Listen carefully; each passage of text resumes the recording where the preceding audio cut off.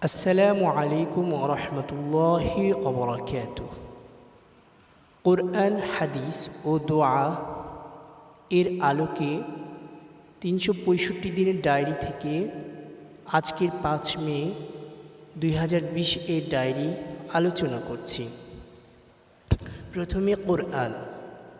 পবিত্র কোরআনের ৩ নং সূরা সূরাত আলে ইমরান আয়াত ১২০। আল্লাহ সুবহানাহু ওয়া তাআলা বলেন, ইন তামসাসকুম হাসানাতুন তাসুহুম ওয়া ইন তুসিবকুম সাইয়্যাতুন ইয়াফরাহু বিহা ওয়া ইন তাসবিরু ওয়া তাত্তাকু লা ইয়াযুররুকুম কাইদুহুম শাইআ ইন্নাল্লাহা বিমা ইয়া'মালুনা মুহীত। ইন তামসাসকুম হাসানাতুন তাসুহুম, যদি তোমাদের কল্যাণ স্পর্শ করে তাহলে তারা অসন্তুষ্ট হয়।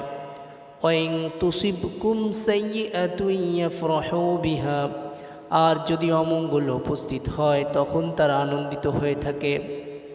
ওয়া ইন তাসবিরু ওয়া তাত্তাকু লা ইয়াযুররুকুম কাইদুহুম শাইআ, এবং যদি তোমরা ধৈর্য ধারণ করো ও সংযমী হও তাহলে তাদের চক্রান্ত তোমাদের কোনোই ক্ষতি করতে পারবে না।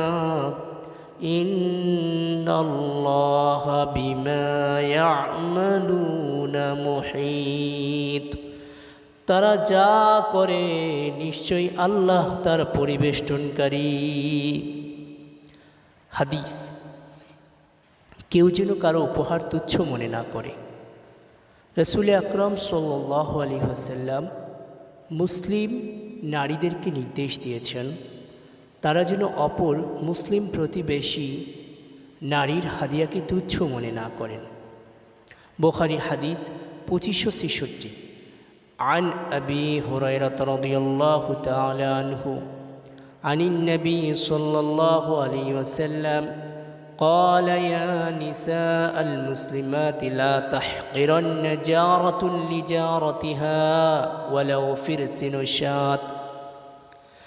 আবু হুরায়রা রাদিয়াল্লাহু তাআলা আনহু থেকে বর্ণিত, নবী করিম সাল্লাল্লাহু আলাইহি ওয়াসাল্লাম বলেছেন, ইয়া নিসা আল মুসলিমাত, হে মুসলিম নারীগণ, লা তাহকিরান্না জারাতুন লিজারাতিহা ওয়ালাউ ফিরসুন শাত, কোনো মহিলা প্রতিবেশিনী যেন অপর মহিলা প্রতিবেশীর হাদিয়া তুচ্ছ মনে না করে, এমনকি তা ছাগলের সামান্য গোশতযুক্ত হাড় হলেও। দোয়া, বিপদ আপদের দোয়া। বুখারী, মুসলিম, মিশকাত হাদিস ২৪১৭। বিশ্বনবী সাল্লাল্লাহু আলাইহি ওয়াসাল্লাম আমাদেরকে দোয়া শিক্ষা দিয়েছেন। যদি আমরা বিপদে পড়ি তাহলে যেন আমরা এই দোয়াটি পড়ি। লা ইলাহা ইল্লাল্লাহুল আযীমুল হালিম, লা ইলাহা ইল্লাল্লাহু রাব্বুল আরশিল আযীম, লা ইলাহা ইল্লাল্লাহু রাব্বুস সামাওয়াতি ওয়া রাব্বুল আরদি ওয়া রাব্বুল আরশিল কারীম, লা ইলাহা ইল্লাল্লাহুল আযীমুল হালিম। আল্লাহ ব্যতীত কোনো মাবুদ নেই, যিনি মহান, যিনি সহনশীল। লা ইলাহা ইল্লাল্লাহু রাব্বুল আরশিল আযীম, আল্লাহ ব্যতীত কোনো মাবুদ নেই, তিনি মহান আরশের অধিপতি।